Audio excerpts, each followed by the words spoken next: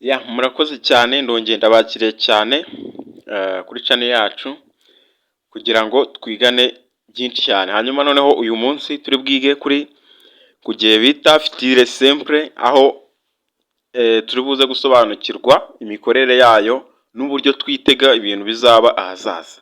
Ariko ni byiza ngo umenye n'iryari nayikoresha, ni ikihe gihe nkwiye kuyikoresha. Mbese aba ari ingenzi iyo ugiye kuvuga uvuga udategwa, cyangwa se waba uri kwandika ukandika umwandiko wawe cyangwa se n'izindi nyandiko izo arizo zose wumva nta kibazo ufite, bitewe n'uko uba wiyumvamo ko ibintu uri gutekereza n'ibyo uri kwandika bihura.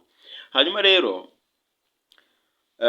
kadutangire turebana future simple, ariko hano mu nyandiko bari kutubwira ngo le futur comporte de temps, ni ukuvuga ngo future igendana n'ibihe bibiri. Twagira future simple et le futur antérieur, ubwo turibuze kubisobanukirwa neza. Le futur simple exprime généralement un fait qui se situe dans l'avenir de l'occasion. Bakutubwira ngo future simple iba yumvikanisha igikorwa kizaba ahazaza. Urugero dufite l'année prochaine je serai en 5e année, uvuga ngo umwaka ukurikira nzaba ndi mu mwaka wa 5. Siko bimeze? Ibi rero ni ukuvuga ngo ubundi future simple ibigaragaza igikorwa kitarabaho ariko kizabaho mu gihe kizaza. Ariho ushobora gutanga n'urundi rugero, demain je partirai, ejo nzagenda, ni ahazaza birumvikana.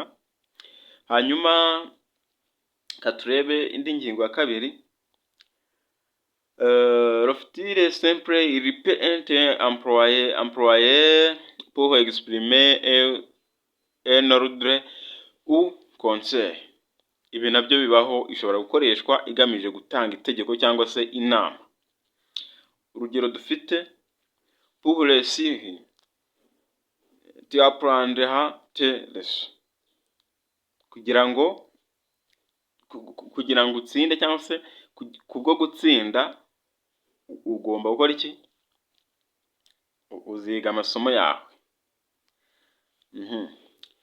Ibi byo nibyo rwose cyane cyane hano. Ushobora gutanga urugero uvuga ngo si tu travailles tu réussiras, nukora uzatsinda. Uko bimeze? Hanyuma ntabwo ari ibyo ngibyo byonyine gusa, ngiye kubabwira n'ibindi byose mwakwifashisha cyangwa se byatuma mujya mukoresha igihe cya future. Hari igihe uba wiyemeje gukora ikintu cyangwa se utanga isezerano. Urugero, nzagufasha. Uko bimeze? Ubwiye nk'umuntu ngo nzagufasha, cyangwa se wenda uvuze ngo tuzagaruka, yes, nous reviendrons. Icyo gihe birumvikanisha ko uba umusezeranya cyangwa se wiyemeje gukora icyo kintu. Icyo gihe uyishyira muri future. Hanyuma noneho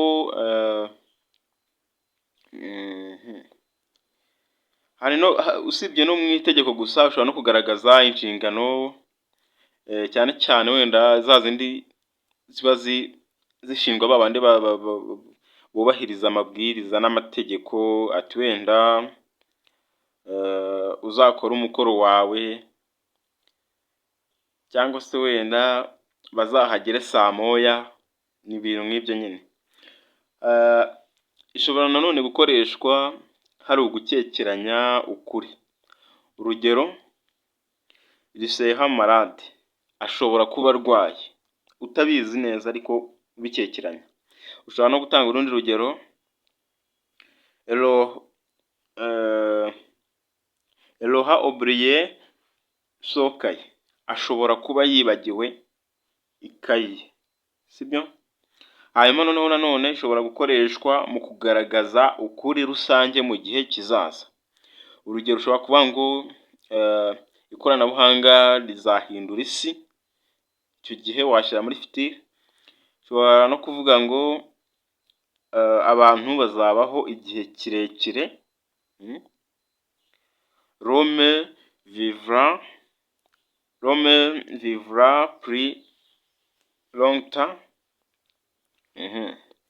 Ndakeka ari ibyo ngibyo. Reka rero tunyarukire kuri fitire antérieure.